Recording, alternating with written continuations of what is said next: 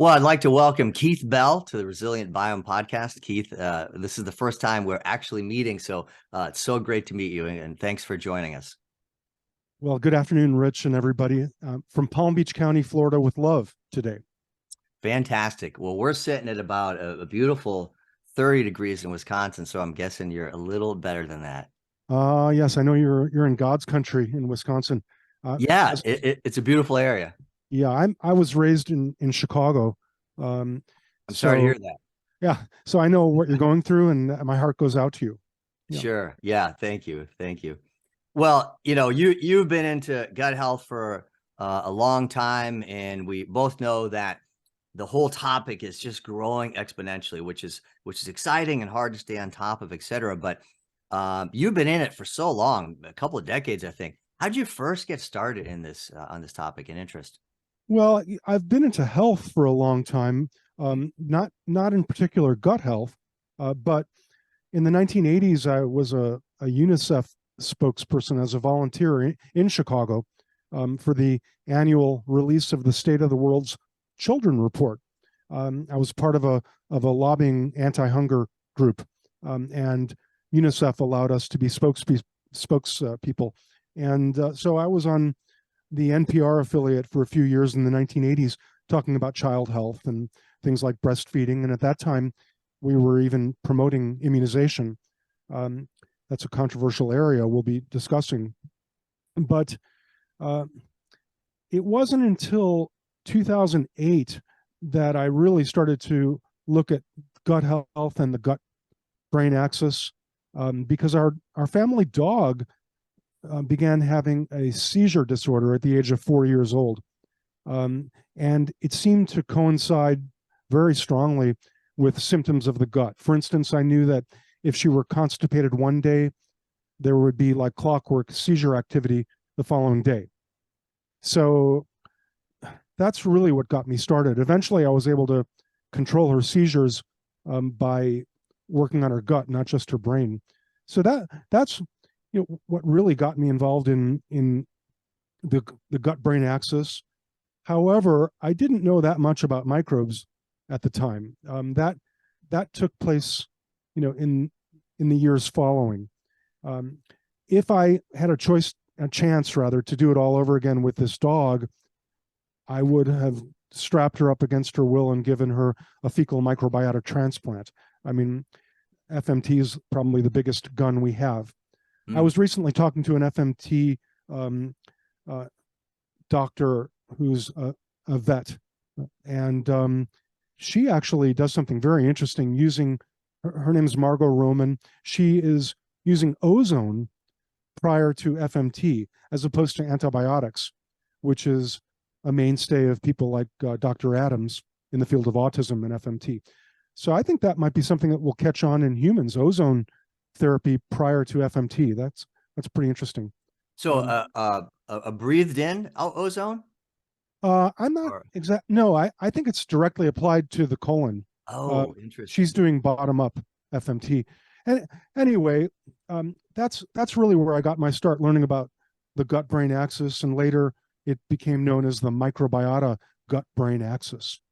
So that's the thing that is not being factored and never has been by science and the medical establishment with regard to vaccine safety.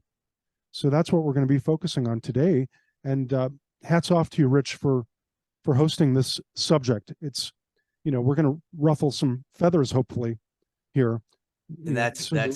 That's fine. We want to, and not pretending, of course, that we know all the answers or have all the solutions, but it sounds like it's going to be a interesting discussion. So appreciate you being here. Yeah, an interesting backstory there. It seems like everyone, I want to ask you about the gut club group on Facebook in a moment, but it seems like everybody who is into this area of gut health has a backstory, and usually it's this is my health story. So I love the fact that it was your dog and you cared for him or her to do that.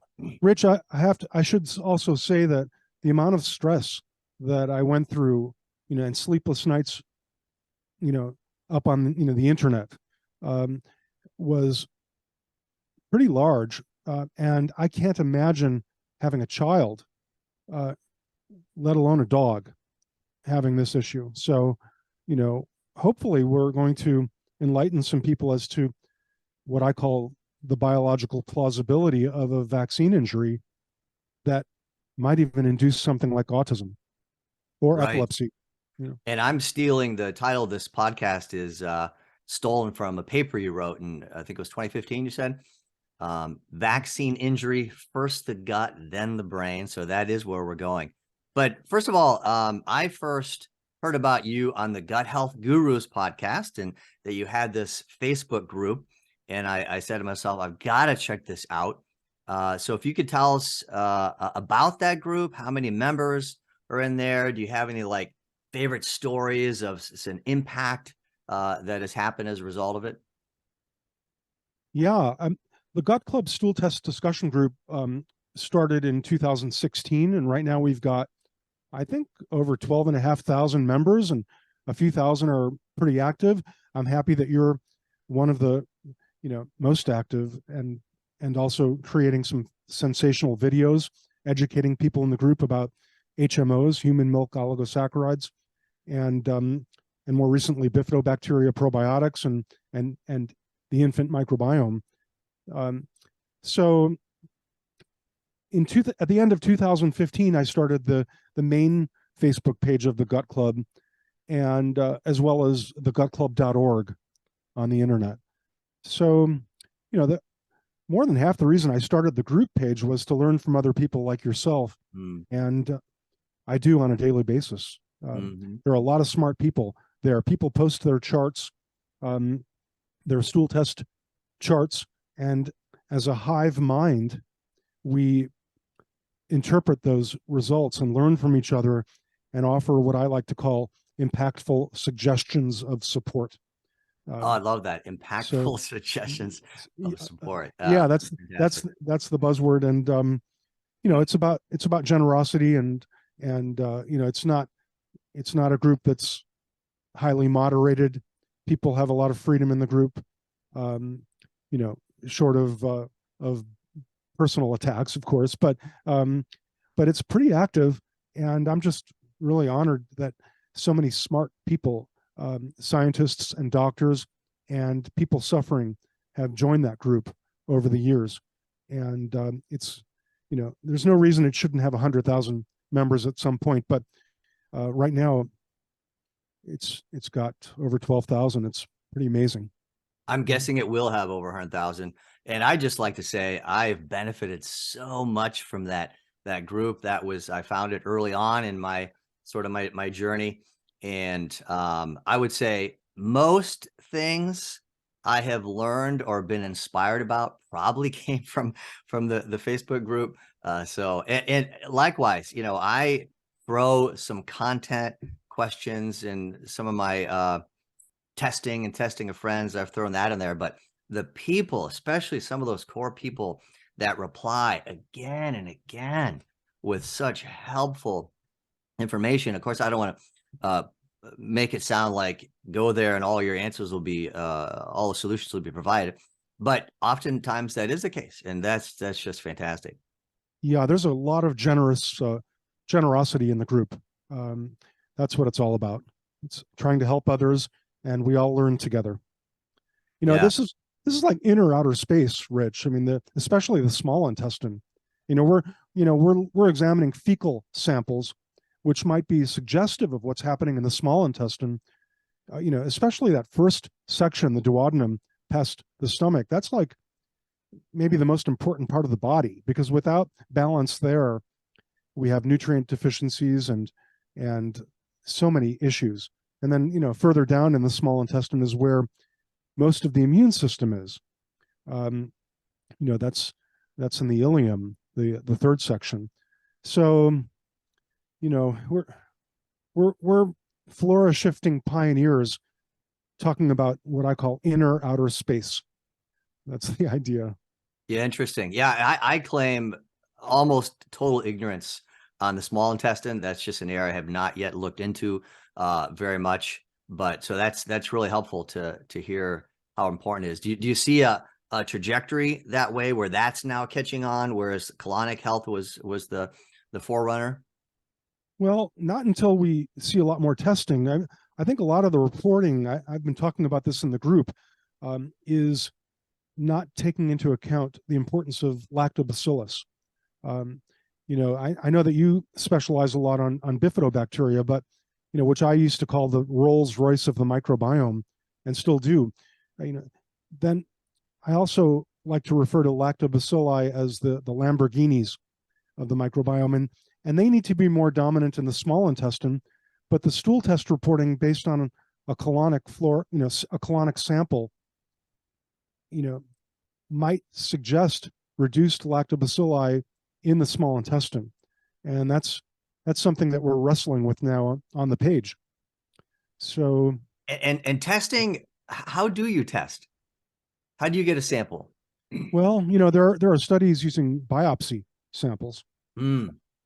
That maybe there'll be some like robotic testing. I mean, there are capsules that might. I've got to look into the latest. Thanks for inspiring that research. I think there have been capsules that can do some detection work in the small intestine. I'm not sure where that is, but there are a number of really interesting therapies for the small intestine. Um, that are reversing diabetes, for instance. Mm. So that's a subject unto itself, the small intestine. I'm sure we're going to get a lot of other podcast ideas Yeah. as we talk here. That's fascinating. Well, again, I want to get into our main goal, and it's again the title of your article: "Vaccine Injury, First the Gut, Then the Brain," and we're going to be talking about vaccine injury and its possible impact on the brain, things such as autism.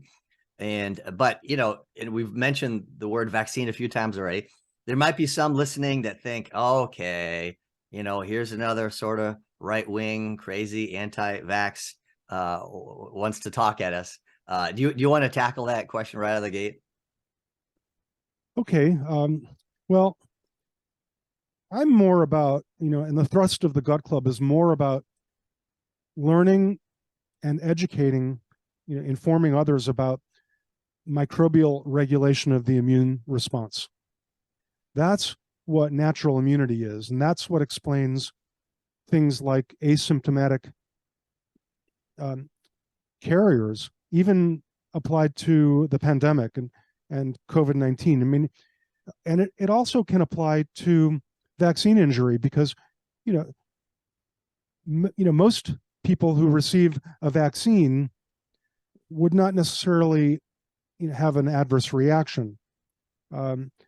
But what we need to do is explain the subset of people that do have an adverse reaction. So this is about how microbes basically run the show. I mean, they're regulating our immune response to a pathogen like SARS-2 and a vaccine. But the problem is that the science hasn't gone there yet related to adverse vaccine reaction. They've written paper after paper. I mean, we've got a collection and several collections posted on the Gut Club main page on Facebook. But they haven't, they've gone toward the idea that microbes regulate vaccine response and improve the response. It's about vaccine effectiveness and efficacy. But what has been completely neglected purposely, in my view, is any scientific research published about adverse reaction and how that's associated with microbes. There are two ways to look at this, Rich. You have microbes present at the time of the vaccine regulating the immune response. And you that also would be have the immune response, whether or not you get a vaccine, but especially if you get a vaccine, correct? Exactly. Yeah. And this would apply to, say, any virus as well. You have a microbial regulation of immune response to the virus. But what's easier, I think, for most people to grasp is how there's a shift in flora based on that immune response. What's not being factored, though, is what I like to call microbial predisposition. And that's the microbes present at the time of the vaccine, which leads me to promote the idea that we should be doing stool testing before choosing to vaccinate in order to assess the risk of an adverse reaction. That's the idea. I'd like to see the stool testing that you and I know so well in the group become a routine thing for mothers and infants. And Tiny Health is a company that has been focusing on that area.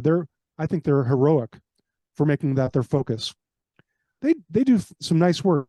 I would like to see them get more into phylum level analysis. Have you seen any of the reports yet showing phylum level? Yeah, I saw one report. I don't recall if there was a phylum level. Yeah, I'm glad you mentioned that. One of my goals is to interview somebody from Tiny Health on the podcast episode. So yeah. I heard your first podcast recently, all about the infant microbiome, and a case report basically of an infant taking bifidobacteria. This is with a practitioner in Australia. That was really fascinating stuff. I think that applies to my early thoughts. In 2014, I was writing articles questioning whether or not a lack of bifidobacteria at the time of vaccination being associated with an adverse vaccine reaction and injury. And that still holds true today, that question. Unfortunately, no scientist has gone there yet and published about that dynamic of vaccine injury due to reduced or even absent protective microbes like bifidobacteria. That's one of the reasons I love this discussion is that case study, and I learned of another case study recently that is eerily similar that I might talk about at some point. But it's clear everyone accepts antibiotics, and in some cases, if it's the case, C-section has a dramatic impact on an infant's microbiome. But we, as you say, no one's talking about vaccines. So you keep saying there is almost no research. Do you mean there's really no research or almost no research on this? There's zero research published for any childhood shot. There's one paper out of China that finally associated adverse reaction to a vaccine, in this case the mRNA COVID vaccines, with microbes. And in that case, they showed that there were lowered adverse reactions based on two types of microbes, one of which was Prevotella. So they're going at it from the protective standpoint. But no one has associated gut dysbiosis with adverse vaccine reaction in even a single piece of literature. And I've been, going after scientists on our Twitter page, now called X, about this. For instance, in Ireland, there are a group of microbiota gut-brain researchers at University Cork, UCC, University College Cork. They're the most prolific in the world about microbiota gut-brain axis. But even they, haven't published anything about vaccines. I mean, I approached their lead scientist, John Cryan, just before the pandemic in January 2020 at a microbiome conference in Miami. And, with the idea of interviewing him for the Gut Club. And I happened to have had a press pass to the conference. And he immediately said he knows nothing about vaccines, and then avoided me for the rest of the conference. So, but I have to give him credit too, because he and his group have, outlined everything that we need. I mean, if this were to be brought to a court of law, we could use that science that they've created, and they come out with papers on it's almost weekly. I think I'm exaggerating, but maybe not so much.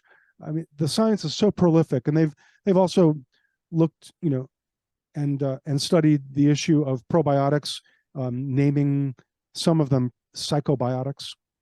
Have you heard that term, psychobiotics? Yes, yes, Yeah, yeah. yeah. So the problem is they're avoiding this issue, and the medical establishment is, I would say, guilty um, um, of claiming that there is no biological plausibility for vaccine-induced autism. You have people like Peter Hotez and Paul Offit. Paul Offit was once on video telling his associates, his colleagues, that we can never, say that there is biological plausibility. No, no door can be left ajar. Mhm. But these people have what I call a sterile construct of health. They're, and unfortunately, there's no science published to, to prove to them that what they've been saying to people is misleading and misdirecting, that there's no biological plausibility for this kind of injury. When we look at the microbiota gut brain axis research, there's so much that it's laughable if it weren't so painful.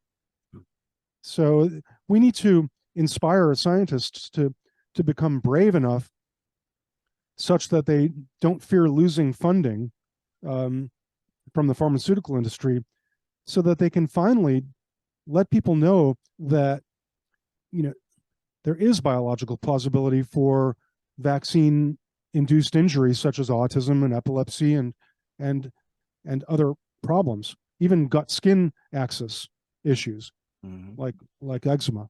So you go ahead, Rich. Yeah, no, I was going to say, before we started recording, you had said you're not really a scientist, you're more of an activist. Obviously, you've had to learn science as a result. I would be the same way. I have a whopping bachelor's of science, but that doesn't qualify me to speak on these things. But with even without much science, it is just, you talk about plausibility. It just seems to me common sense that a vaccine could, right? You're talking about plausibility. You're not talking about, one equals X every time. So that's just shocking. Yeah, and to get back to your question about being an anti-vaxxer, no, it's more about giving people information so that they understand the risk involved of a vaccine based on microbial balance at the time of the vaccine, but also how a vaccine can shift flora based on the immune response, um, and give people the tools to decide whether or not they want to vaccinate versus uh, just going on the side of what's now called natural immunity. I remember when it wasn't called natural immunity. But I believe what defines natural immunity is microbial balance. And that's something that some people would say, we don't really know what microbial balance looks like. But I mean, what would you say, Rich, as a member of the Gut Club stool test discussion group? Do you think we know what microbial balance looks like? Not at all. That seems to be like a question that's raised a lot. What is, and even in talking to my first podcast guest, Don Witten, who works with, really an infant microbiome specialist, I appreciated her humility. She's like, many times she just said, we just don't know. We want to be careful. And that's why she's very conservative in as a practitioner. We just don't know. I mean, but we know enough to go in some certain directions and talk about things like this. Well, I beg to differ. And this is the rub here, because even people in the field would say we don't know what a healthy balance looks like. But based on my learning over the years, I think we do know what a And healthy. let me Yeah. say, Okay. maybe I overstated that. Okay. I made it sound too agnostic, like we have no idea. No, I totally agree. Otherwise, I wouldn't be, putting out content on you need this much bifidobacteria and this much F. prausnitzii, et cetera. So I retract that Okay. statement. We don't know everything, but we know a lot. So please go ahead. Yeah, that's why I was mentioning tiny health reporting at the phylum level, and why I would like to see it, because that is the most broad view of the bacterial biome. And the first thing I look at when I look at stool test results, are you familiar with the Firmicutes to Bacteroidetes ratio? Yeah, somewhat, yeah. You have on the one side gram-positive bacteria, and which are mainly the butyrate-producing Clostridia within the Firmicutes phylum, which, by the way, these Clostridia are also known to be responsible for the release of gut-derived serotonin, but also they're the main butyrate producers. And if you look under the hood a little bit, you'll see that even within the Clostridium clusters, as they're called, there are what I would say non-optimal species. So you can't just look at the phylum level, but when you look at the phylum level, you can see whether or not Firmicutes is dominant compared to Bacteroidetes, which is the other major phyla, and that is gram-negative bacteria comprised mainly of Bacteroides and Prevotella. They're also crucial, both of them, especially for brain health and immune regulation. But some of which, with Prevotella, for instance, it's found to reduce brain inflammation by way of what's called Th17. These Th17 cells that's a crucial part of what I call our microbiome vaccine safety project. We can talk about in a bit, Th17, and how that can be inflammatory, leading to injury. But the issue is that at the phylum level, we can see whether or not there's imbalance. In my view, we need Firmicutes dominance. And that was shown even recently by a study about vesicles, that's parts of the cell wall of bacteria that were found in the womb, in utero. This is a major field of controversy these days, whether or not in utero colonization even exists. There's plenty of evidence that it does, and I would fault the scientists saying that it doesn't exist, or if it does, it's inconsequential. I think they're doing a major disservice to humanity, and I've been going up against them pretty actively, putting my activist hat on Twitter these days. There was a group of 46 scientists recently that came out and said basically the womb is sterile. These are very smart people, and microbiome scientists. So the thinking there is, if they say it is sterile, then they can say that whatever you give a newborn is immaterial. It really can't harm the microbiome. Is that the gist of it? Yes, and they're also condoning vaccination within 8 hours of birth. At least in this country, that's what we do with the Hep B vaccine. That's probably the first one that should be changed on the CDC's literally barbaric protocol of, I think it's about 72 vaccines now, maybe more now since they've added COVID-19 vaccines to the infant schedule, 6-month-old infants. But my point is that, getting back to this phylum level analysis, even this new research about vesicles found in the placenta, also entering the fetus, educating the fetal immune system, these maternal vesicles, which are parts of bacteria, even that research showed that Firmicutes were dominant.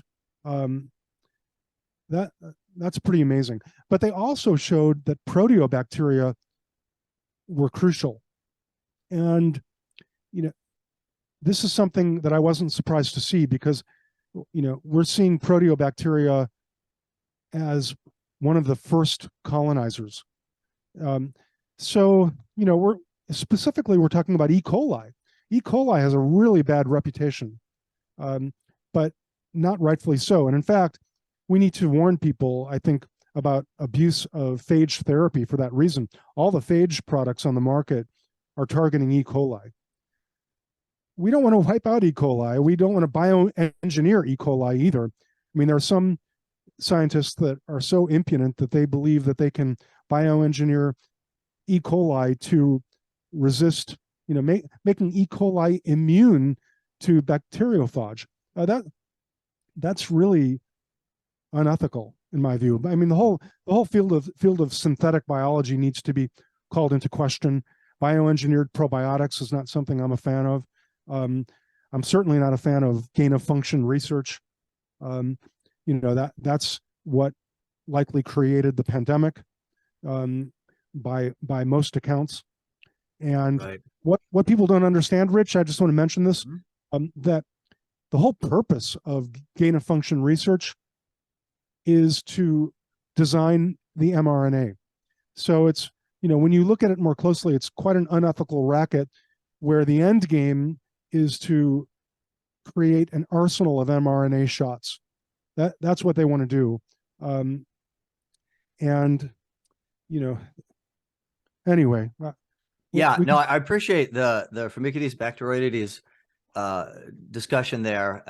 I've helped people test 8 or 9 family friends, and as you mentioned earlier, one of the things that really the main thing that I would suggest to them is taking HMO, human milk oligosaccharide, and pretty much every single time there was a very large increase in Firmicutes. And because of that, partly because of that, I've had sort of a bias toward Firmicutes. And because of, you mentioned the gram negative and the lipopolysaccharide, generally highly inflammatory. But I also remember a paper that opened my eyes to show me that not all LPS is bad. Some of it actually is anti-inflammatory. So that I think accords with your discussion on E. coli. Exactly. It's all about balance. I love your focus on human milk oligosaccharides, HMOs. Did you know that HMOs are also found in the womb? I know they're in various places. I'm not sure if I saw that. Tell Oh us. yeah. The fetus is exposed to HMOs in the womb, Cool. which is another clue that, I mean, what are those HMOs doing in the womb? I mean, it's a clue that there are bacteria present, which science has shown multiple times. Um, but the people that are criticizing that are claiming that that is the result of contamination, in the experiments. They're, Oh, okay. and they're also disregarding the function of E. coli. There's one group that even removed E. coli in their research about the placental um, microbiome, and whether or not that exists. And they attributed high levels of E. coli to contamination and removed that from the data set. I've called them out on Twitter and I'm met with silence. So also lactobacilli are not given the due that they deserve in general. I think there's some stool test reporting we're talking about now in the group that where the range I think is too low for lactobacillus. Lactobacillus has so much function to control the immune response, in terms of being antifungal, but also raising oxytocin in the brain. Oxytocin receptors are increased due to lactobacillus. I mean, we really need to, call lactobacilli basically, the guardians of humanity, especially when you see that up to 95% of the human vaginal microbiome, in at least bacterial biome, is lactobacillus. I did not know that. Yeah. In my personal testing, I cannot seem to raise lactobacillus or Akkermansia, especially Akkermansia. So I sort of ignore it. So I appreciate this perspective.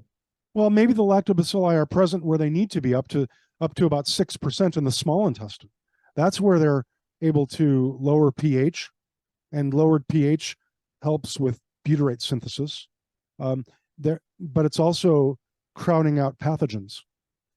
They're really the guardians of our small intestine, and they can be extremely high in rodents, which you have to take into account when you're looking at the research involving rodents like mice, where it's like 60% lactobacilli in the small intestine. Recently, I had the thought that the field of coprophagy needs an update What where is that field?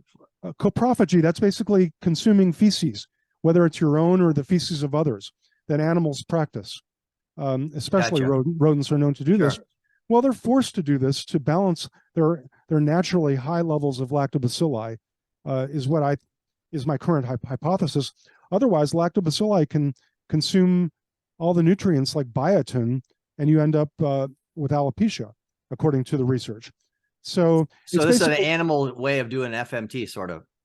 exactly, Okay. and including autologous FMT, where you consume your own feces. Mm-hmm. We should all probably be banking our own feces for use at a later date. Freezing it. That's an up and coming field. I haven't done it yet. I've resigned myself to FMT at some point using my breastfed baby poop as my hypothesis as maybe the best untapped medicine on earth. It's so fun to nerd out with these sort of discussions. I first got into gut health realm about 10 years ago. It sort of sat dormant. I did so much research and let it go. But the first thing I discovered was FMT. And I thought, what? Are you kidding me? One dose, transforms people. And so I'm telling like my friends about FMT, and they're like, dude, that's just gross. Yeah. Stop talking about it. Yeah. But we can nerd out here. Well, I like to call it connecting with the web of life for a change, because, we've been, on this earth basically with a sterile construct of health. I mean, this is not just a personal issue; it's also a planetary issue. Um, in 2018, I wrote a book for children. It's kind of an adult book in disguise about bacteria in the clouds, known as rain-making bacteria, and whether or not it rains or snows depends on this atmospheric microbiome. Cool. So climate change is not just a CO2 issue. So I want for people to understand that it's not just about vaccine ingredients. That's where I think the right wing, as you would say, the anti-vaxxers, have made a big mistake. They've taken this idea that vaccine ingredients are to blame without looking at the individuals and what predisposes an individual to an adverse reaction. And that would be microbial imbalance. And I think that's so helpful. And again, that's the title of your paper, right? First the gut, then the brain. And you talk about research out there. There's lots of research, some good, some not good, no doubt, saying exactly what you said. The vaccine ingredients clearly have not caused autism. Many would disagree with that, of course. But your angle is just so necessary. That's why I wanted to have you on here. First, the gut. As you said, forget about the ingredients for now. Yeah. How does it impact the gut? And then we know there's this gut-brain axis. So this is so vital, Keith. Well, all the focus on ingredients, like mercury, for instance, I think put us behind, this way of thinking by at least a decade. As much as I, promote and respect Robert F. Kennedy Jr., who's now running for president, and I hope people will find a way to elect him, but his focus on ingredients wasn't the right one in my view. Talking about mercury, if you look at the gut microbiota ability to convert mercury to its toxic form, that's where the focus should be. You have the sulfate reducing bacteria, the SRBs. They're known in the environment to convert mercury to its toxic form. What about focusing on that aspect? It's not, and we know that the MMR vaccine never contained mercury. So, the anti-vaxxers basically failed, in my view. They don't like hearing this, by focusing on ingredients rather than individual immune response to explain. And when people realize that they may be playing, for lack of a better term, I don't like using the cliche Russian roulette, but that's in essence what people are doing when they decide to go with the CDC schedule without understanding the risk involved and what constitutes the risk. I mean, You know, it seems, yeah, go ahead. it seems like we're so far, you talked about infants getting tested routinely, gut stool tests. It seems like we're light years from that. You know, the barriers in the medical, this isn't a generic, oh, medical establishment is evil or wrong. They're just uneducated. There's such a tremendous barrier. And I saw, again, with these couple case studies I've had a great interest in, especially piqued my interest. It should be routine, but you know, a doctor orders them, they don't even know what to do with it. So it's such a barrier. It's frustrating. Well, it is frustrating, and I find it appalling. You know, I try to be as lighthearted as possible about it, but there comes a time when you have to take your gloves off and call out what is a sterile construct of health. You know, back to the HMOs, which, you know, I consider you having expertise in. I've enjoyed watching your videos about HMOs. You know, the study that, you know, the most recent study was 2022 that found HMOs in the womb were based on gestational age.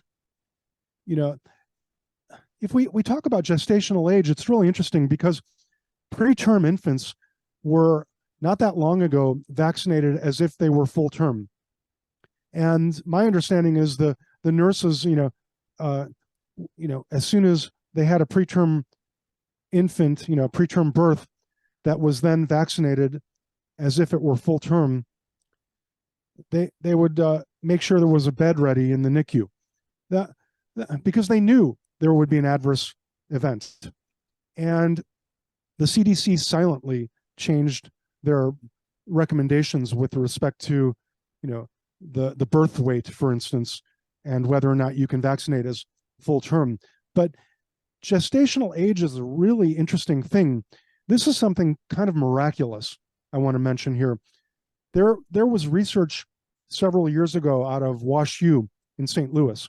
That's where, you know, the father of the microbiome, Jeffrey Gordon, works.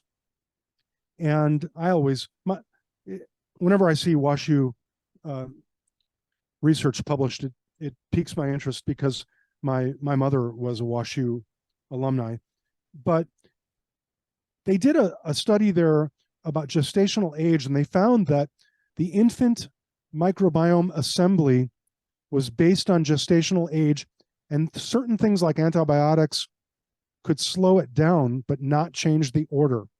So they found that bacilli were first. Lactobacillus falls in that group of colonization in the preterm infant. It was a preterm infant study, which to me is suggestive of what may be going on in the womb. And when you put the in utero colonization research together with the preterm infant research, it makes sense, because the second colonizer is proteobacteria. Okay, we're back to E. coli and the importance of E. coli. E. coli might have really important gut-brain function. You know, there's so many different pathways, including tryptophan metabolism and how E. coli can drive that. But can I interrupt you real quick on that? Yeah, No, just for some listeners, mentioned E. coli a couple of times. I think people immediately associate E. coli. You get it, you're hospitalized. Some people die. So many different strains, you know, produce toxins, produce good things, etc. Correct? Exactly. Yeah. Exactly. Sorry, interrupt your train of thought. No, no, that's okay. You know, in fact, I was looking for the list because I'm almost forgetting the list here of the order of events. I believe it's bifidobacteria next.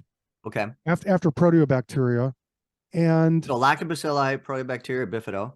Yeah, and then with the weaning of the child, and the addition of solid food, that's when Clostridia flourish and take over.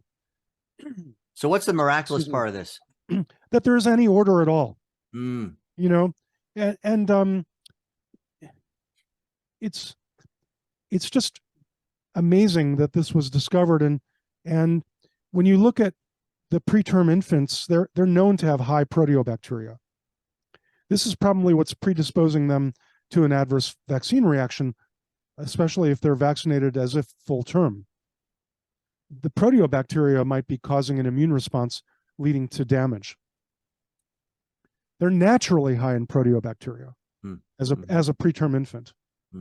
So, that order of events fascinates me, and is something I think that's little known and understood. Fascinating. Never heard that before. Or that HMOs are in the womb and then that they vary by gestational age. Reminds me of the fact that in the amount of HMOs in breast milk changes with the age of the infant. So it slowly decreases over time. So there's this natural, I would say, I'm bringing some more God language here. That's my bias, but that's fine. This supernatural, the creator has put this in, is what I'm saying. That the child needs fewer and fewer HMOs and has built in to mom's process there to decrease those amounts.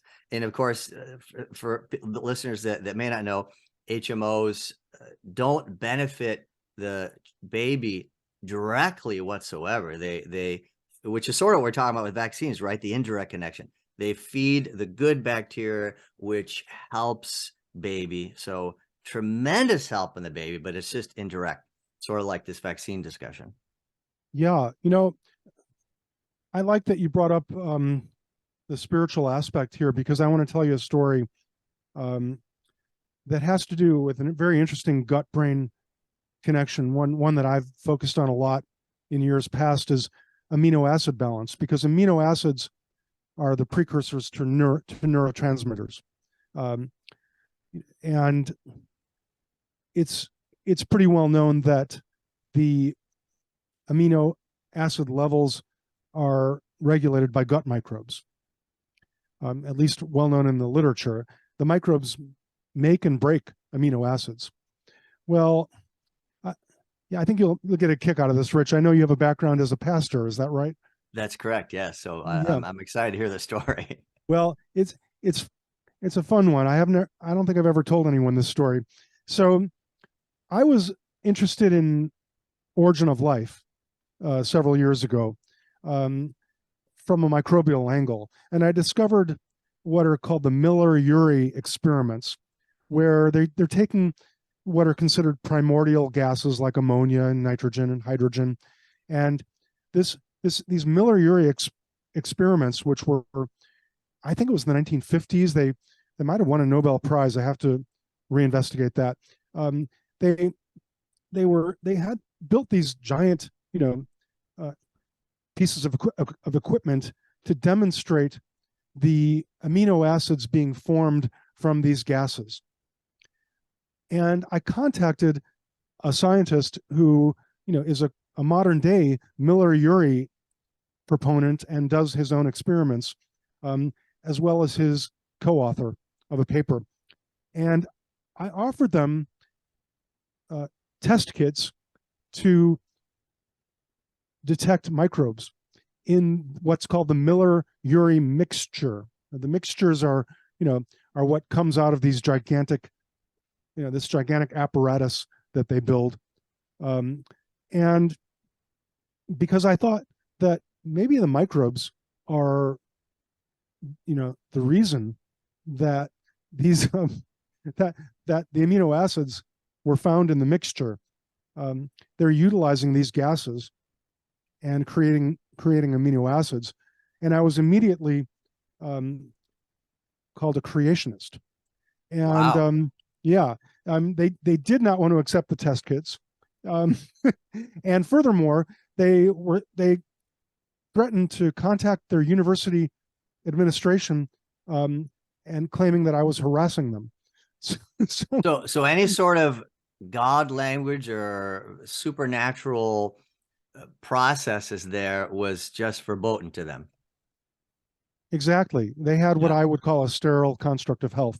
Sterile construct of health. Yeah, I mean, because it's interesting. Later I was learning about origin of life experiments and how another scientist did an experiment taking dead matter, like components of of um, of a microbe. I think it was a protist, a protozoan, and they found that the parts reassembled, and then life was created from those parts.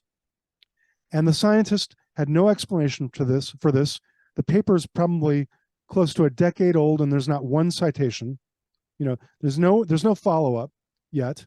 And I had a discussion with this scientist about what may have caused this, and I had a suspicion it was about time travel. So this is going to make me into a real conspiracy theorist. But well, we've opened that can of worms. Yes, so we may as well go for it, because it turns out that the scientist had the same thought. He thought that the parts reassembled based on remembrance. When you break down the term to remember, they were almost remembering something that happened in their future. That's the idea. That's the time travel. How could dead matter reassemble and then life is created if they didn't somehow remember what occurred? And there's a religious term for this that I'm fond of, called anamnesis, that describes that remembrance. That's that the word is a Latin word, I think, in there for remember or memory. Okay. I believe. Yeah. Like mnemonic advice. I would say that MNE. That's a memory device. I think that's the genesis of the word there. Well, correct me or help me with this if you know this. I believe it's the Miller-Urey experiments. And again, they were, as you said, they were investigating origin of life. How can these gases in the universe form into building blocks of life, amino acids? Yeah. And they succeeded. But what I remember about that experiment is, and I can't remember if it's right-handed, left-handed amino acids, right? Do I have this right? Yeah, D and L. Yeah. So they were able to create whatever is needed for life. It's right or left, or D or L. Which is it? Do you know? I can't remember. Yeah, whatever it was, they were able to create amino acids, but none of those are actually used in living organisms.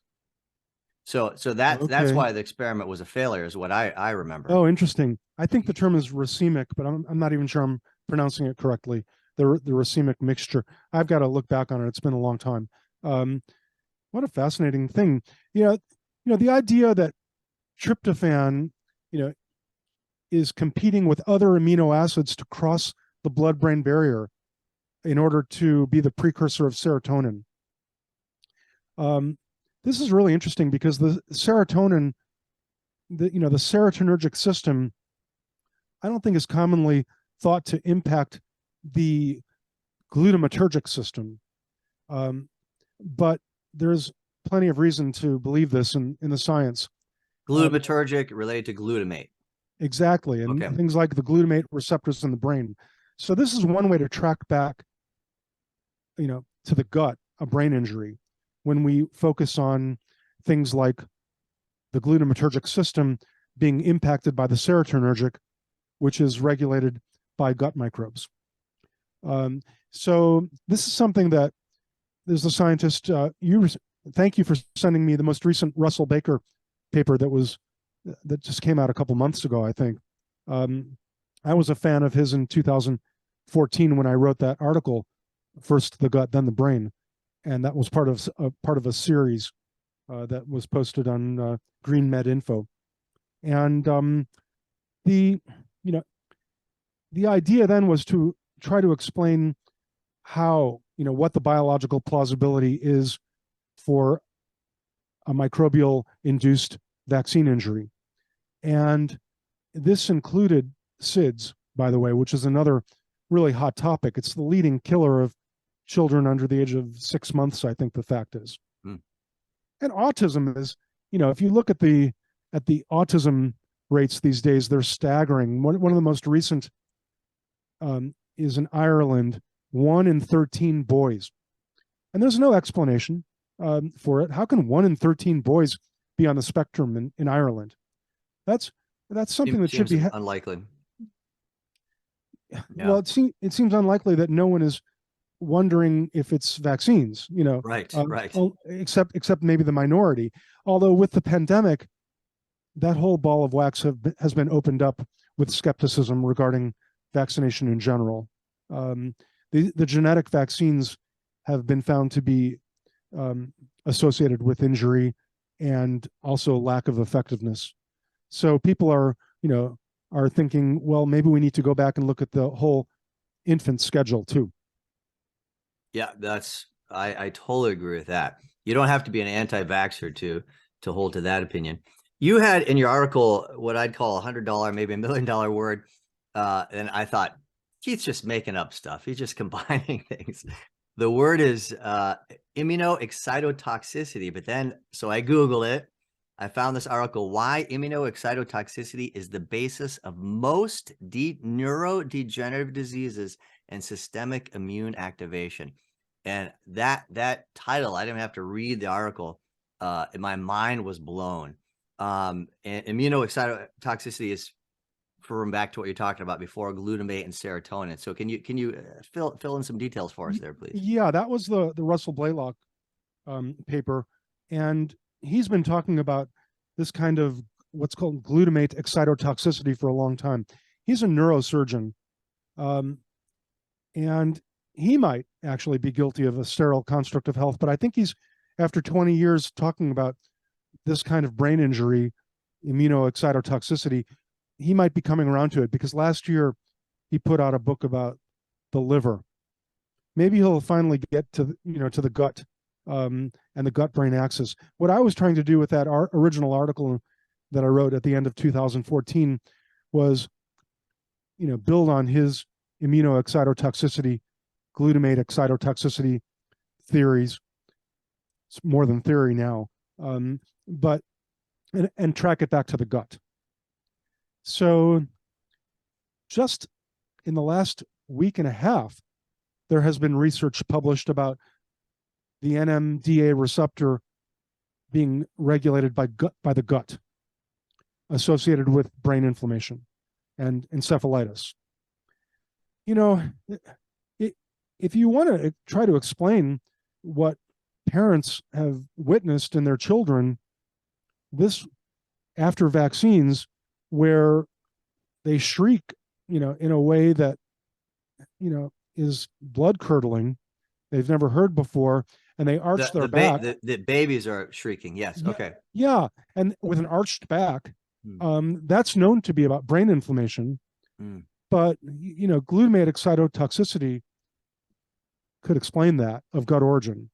And what's the link? How do you get a glutamate toxicity from the gut, or maybe multiple pathways? Well, yeah, multiple pathways. Though the one I was working on would be the imbalance of amino acids, but there's also a focus here. I mentioned earlier Th17, which drives the cytokine IL-17. You may have heard about cytokine storm in the during the pandemic. For sure. Of course.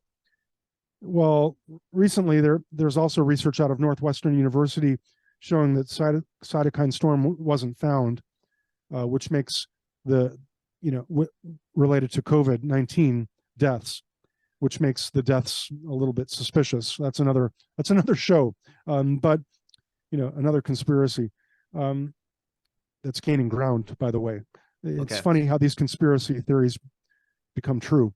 But this has been a main focus of the Microbiome Vaccine Safety Project, is Th17, because it was shown that LPS, the lipopolysaccharide from gram-negative bacteria that you mentioned, is a driver of inflammation by way of IL-17 increasing what's called neutrophil activity. These are immune cells. So we're basically our own worst enemy, based on our gut's response to something like a vaccine. And where neutrophils the biomarker on some reports is calprotectin for neutrophil activity. So I'm not an expert in this area. I mean, I learn aloud basically. I love it. Yeah. So this is a focus is because when I started learning about Th17 over the years, I started noticing this is a trend in the research also. Paper after paper, the collection I have posted on Facebook is huge with respect to damage and injury by way of Th17 and how it's connected to so many different things, even arthritis. I mean, and the rub here is that it's a double-edged sword because it's also protective. So everything, again, it's about balance and how you can have too much of a good thing. That relates to microbes as well as immunity and the immune response. Th17 does both. It can lower pathogens, but it can also lead to an inflammatory response. As do all the interleukins, correct? I'm not sure how to answer that, but okay, could be. Mm-hmm. Yeah. Interesting. So that's another important thing that I wasn't thinking about in 2014. Th17 response. So is it as you say in the paper, the glutamate toxicity reduces levels of serotonin, and of course that's what's needed for brain health. So is it the reduction of serotonin that's the ultimate problem, or is glutamate toxicity also has other issues besides reducing serotonin? Probably. Well, the whole idea that reduced serotonin is the problem might not be true, and okay. this was fostered, by the SSRI industry, and applied to depression. Mm-hmm. So there's something called serotonin syndrome where you have too much serotonin. That might be more the problem. That make you too happy? Well, that would make that could impact, what are they called? The thalamocortical, parts of the brain impacted by glutamate toxicity. I need to brush up on a lot of these things, Rich, but sure. and learn more and get a knowledge update. But it's not about low serotonin; it might be about high serotonin. Gotcha. Yeah. Again, balance and things we don't yet know, but hope to one day for sure. Yeah. I saw. Incidentally, I just want to mention that the serotonin that's made in the gut is known to be about 95% of all the serotonin in the body. But I like to, say this, that it does not cross the blood-brain barrier. It can be converted to melatonin in the gut, which does cross the blood-brain barrier. That's a very powerful antioxidant. But the gut-derived serotonin doesn't cross the blood-brain barrier. But other serotonin does. Well, non-gut derived serotonin. It can be produced in the brain and then go back into systemic circulation there. But that's, when you look at the big picture view, that's only about 5% of all the serotonin produced in the body. So again, a different topic perhaps, but that gut derived serotonin is doing different things, obviously, if it's not crossing the blood-brain barrier. Exactly. It's also, gotcha. High levels of gut derived serotonin are associated with diarrhea, low levels, constipation. Gotcha. Interesting. One thing we haven't talked about, and I should probably let you go here pretty soon. We might have to divide this into two parts, but that's okay. It's been worth it. I saw an article that stated that COVID vaccine specifically, directly harms bifidobacteria, which obviously is a problem. Do you have any thoughts on that? Comments? The area I've been focusing on in terms of how the mRNA genetic shots can affect immunity. They basically reprogram interferon response, type 1 interferons, and suppress that response, allowing other pathogens foothold. They can escape the antiviral pathway. Maybe that that kind of reprogramming of the immune system can also cause inflammation that reduces protective bacteria. It's such a And complex area. for Go ahead. sure. And again, the key there is protective bacteria, right? Bifido are so anti-inflammatory, especially in infants, up to 80% of their gut. It should be eventually bifidobacteria. Yeah, that Any work is harming of that is detrimental for sure. right. The work you're describing was done by Dr. Sabine Hazan, who's been doing a really nice job branding bifidobacteria, basically, something that I was trying to do also early on, um, based on the science. And she's taken it a step further by doing her own research with her own laboratory. There's a lot more that needs to be done, and hopefully she'll be one of the people to do it. So you have to settle this debate once and for all. You're claiming lactobacilli is the king, queen of all bacteria. Some people say it's bifido. Other people say it's F. prausnitzii. Which is it, Keith? Give us the definitive answer. It's all of them. It's all of them. I'm not claiming Absolutely. one or the other, but recently I was floored to discover that F. prausnitzii is able to be cross-fed the precursor of vitamin D by another bacteria that's colonized in the female gut by way of estrogen. And F. prausnitzii is able to use this precursor to make, guess what? Vitamin D3, the active form.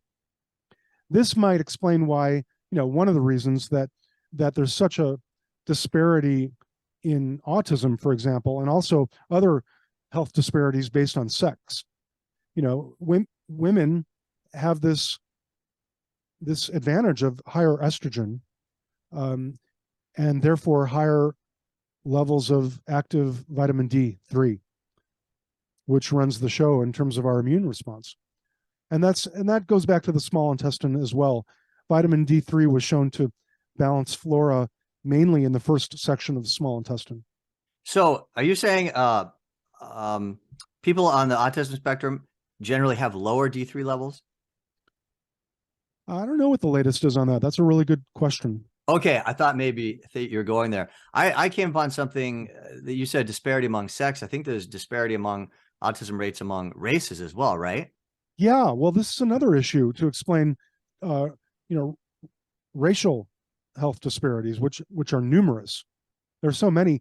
There is some research, more than one piece of research, showing that African Americans have a naturally higher level of Bacteroides. That's an LPS producer, and if they're missing, if for one reason or another, like antibiotics or diet, they may be prone then to greater health disparities based on this gram-negative overgrowth that they're more prone to when their protective bacteria like lactobacilli and bifidobacteria, Akkermansia, butyrate producers, those are the main protective bacteria, even though Bacteroides are also highly protective. I mean, there are connections between these major phyla. The Bacteroides are known to raise butyrate production in the Firmicutes by way of doing things like raising IgA. So there's a lot of cross-platform, multi-kingdom stuff going on in the gut. It's quite a factory. So even Bacteroides. You're saying it's all connected. Totally. And things like B. fragilis, I know you talked about in your first podcast. Right. That was shown more than once to be crucial for infant cognition. But antibiotics are known to obliterate Bacteroides in C-section research. So you can have too much of a good thing, but then again, you can also have not enough of a crucial thing. Like there's an entire group called the B. fragilis group. It's not just B. fragilis itself, but it's like 9 different species of Bacteroides. So, when those are missing, especially B. fragilis, I mean, it was found in some earlier research that adding B. fragilis attenuated autism symptoms. So most likely at a small level, but having some. potentially beneficial. Oh yeah, and later research confirmed that B. fragilis was crucial for infant cognition. So you don't want Interesting. to wipe it out, Mm-hmm. but you don't want to have too much of it either. Or it could be a strain that's known to be toxigenic. It's called enterotoxigenic B. fragilis, ETBF, that's associated with cancer. Which In is the another reason why we talked about tiny health. You know, they're a shotgun analysis, so they go down to species, subspecies, and even starting to get more into strain level. And I have some conversations with them recently that they're changing their bioinformatics, and they're going to be able to detect even more strain level, which only adds to our knowledge basis. Yeah, they're great people there. I would love to find a way to work with tiny health. I, I don't think though that we can micromanage the microbiome, literally. I mean, so, it's focusing on one particular species and trying to eliminate that or even grow that one thing in a bubble is not the way to go about it. It's more the big picture view, which is why I like the phylum level analysis, which is why I like BiomeSite. We're promoting the BiomeSite testing quite a lot in the group. It's 16 sRNA, which has its limits. It's only bacteria, but I think it has a lot of function and usefulness. And we can see right away that people are not hallucinating when they're trying to reconcile their symptoms with their gut test results. I mean, that's when I do a consult, by the way, helping people to understand their test results. One of the first things I like to say is, you're not hallucinating. This is not in your head, like a doctor might have told you years ago. IBS and anorexia were once said to be all in the head. That's not the case anymore. We have proof that there's imbalance. So you're not only helping people in their health, but you're helping them with their mental health. This is not psychosomatic. Exactly. The whole Which idea is so judgmental and shaming. Exactly. It's gaslighting would be another term. I mean, right. It's about lighting the path so that you see the light at the end of the tunnel, and that gives us all hope. I mean, my personal story is not just about my dog. I mean, when I was 50 years old, while I was treating this dog, I think I was, going, after years of being an ice cream addict and probably ate enough sweetened breakfast cereal in my life to sink a Navy ship. I was with you. Yeah, so I was probably heading towards certain death. Luckily, I was inspired to change that, doing things like low carb diets and not being afraid of probiotics. So many people would be afraid. I was on an antibiotic kick trying to cure that dog when I realized that was not working. And I started developing what I call the Add Life protocol, So I say that a lot, Add Life. Nice. Well, to bring this, to wrap it up a little bit here, anything we may have missed or you want to expand upon before we finish? I think we covered just about all of it for now, Rich. Yeah, well, this was a lot of fun. Most likely, hopefully, won't be our last conversation, but I think anyone with an open mind will benefit from listening to this. So really appreciate the time and of course, the decades that has gone into our conversation. So thank you, Keith. Thank you too, Rich. And you know what? Come to think of it, there are two areas we didn't talk about. Sure. Mitochondria and microglial activation. These are two major areas that can be easily construed to be regulated by the gut. Mitochondrial function and microglial activation, and how that is associated with vaccine injury. So is that all you want to say about it for now? Yeah, for now, that's enough. I just wanted just throwing those words out. Sure. Well, you listen to anything related to health or longevity right now, and mitochondria comes up all the time. So I'm certain that's important. So yeah. Once again, Keith, thank you so much, and take care, man. Rich, thanks for your great pioneering work out there.